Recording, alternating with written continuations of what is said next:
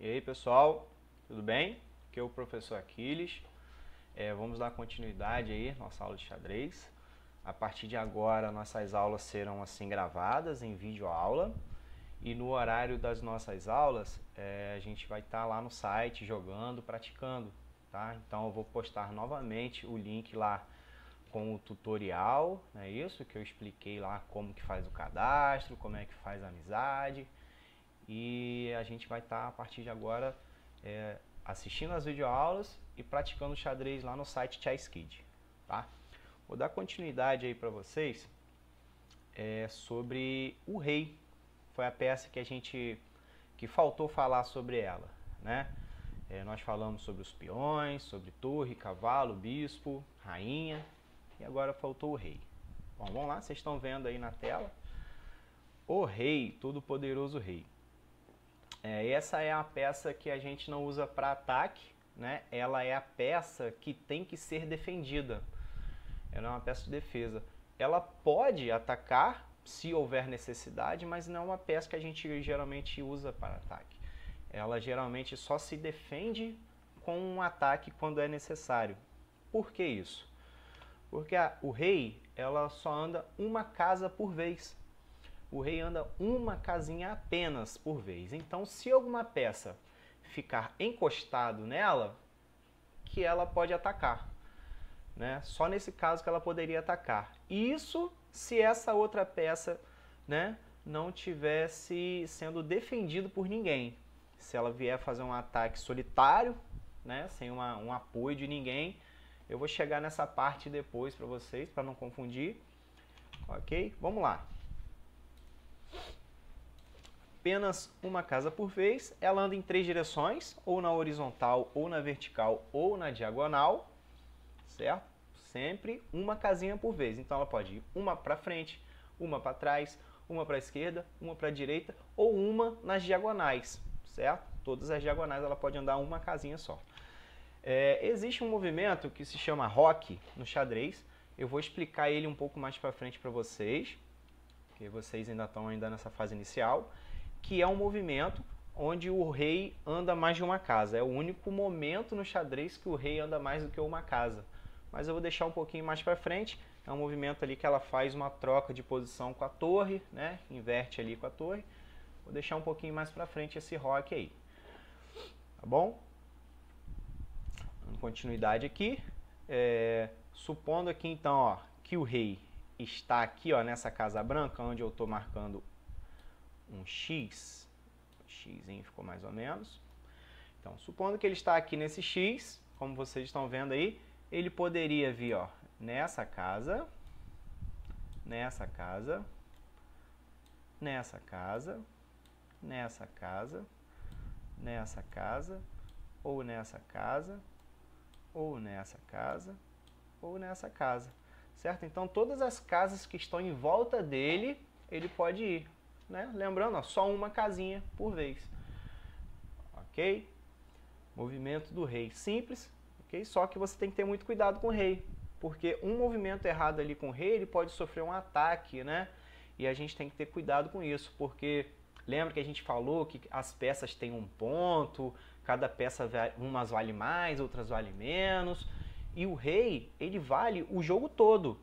Se eu perder o meu rei, entre aspas, se eu tomar um checkmate, que é como a gente chama no xadrez, eu perco o jogo, certo? Do mesmo jeito, eu tenho que tentar atacar sempre o rei do adversário, tá? Eu tô falando do meu rei. O meu rei eu tenho que defender, mas o rei do adversário eu tenho que tentar atacar, porque o jogo do xadrez se baseia nisso daí. É conseguir planejar um ataque ao rei, para eu conseguir ganhar o jogo e aplicar um checkmate, né, no rei adversário. O checkmate, que é o termo que a gente usa no xadrez para conseguir cercar o rei, né, eu vou explicar um pouquinho na próxima aula sobre isso, sobre cheque comum, checkmate, tá? Então vou deixar isso aí para a próxima, aí vocês vão entender com relação aos objetivos.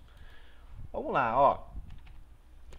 Posição inicial do xadrez, né, que a gente sempre vê. Olha onde que o rei inicia o jogo dele, ó. Sempre ao lado da rainha, ok?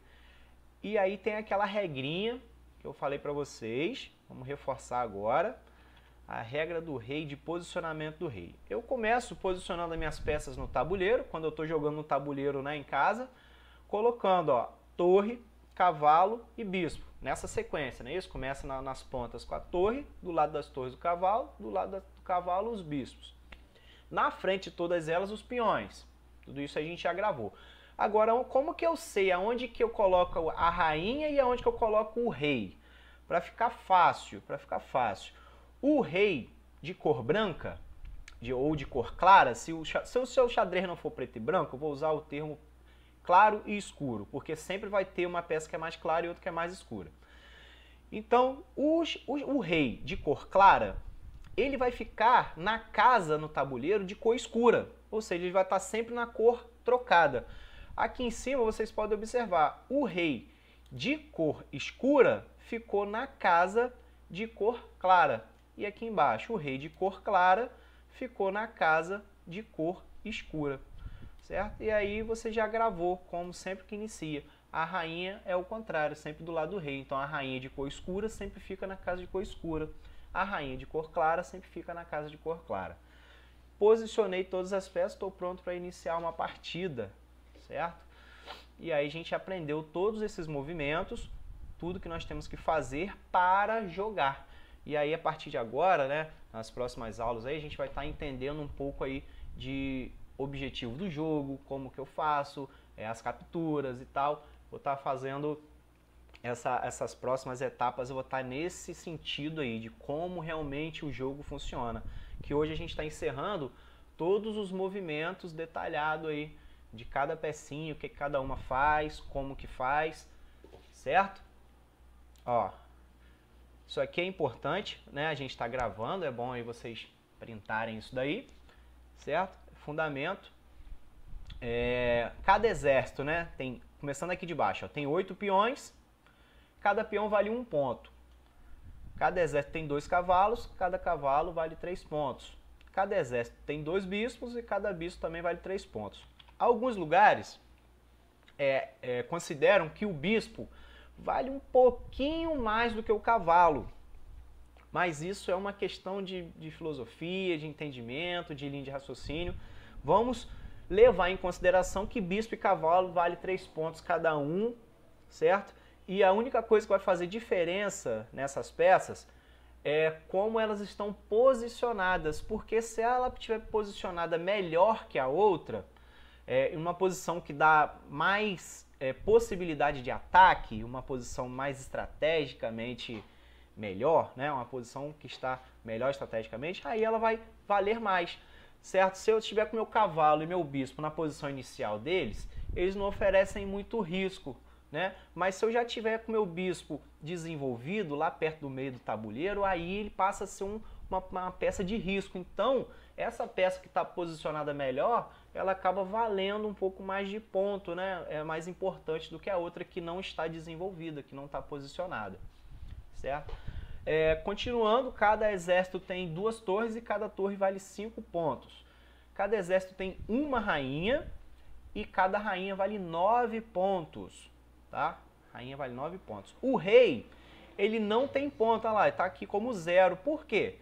Porque o rei, ele equivale ao jogo todo. Então ele não tem a questão de ponto. A gente não pode capturar o rei, não vale ponto, não é isso. Se eu conseguir cercar o seu rei, se eu deixar o seu rei sem nenhuma escapatória, aí acabou o jogo, é checkmate, certo? Por isso que o rei não tem pontos ali.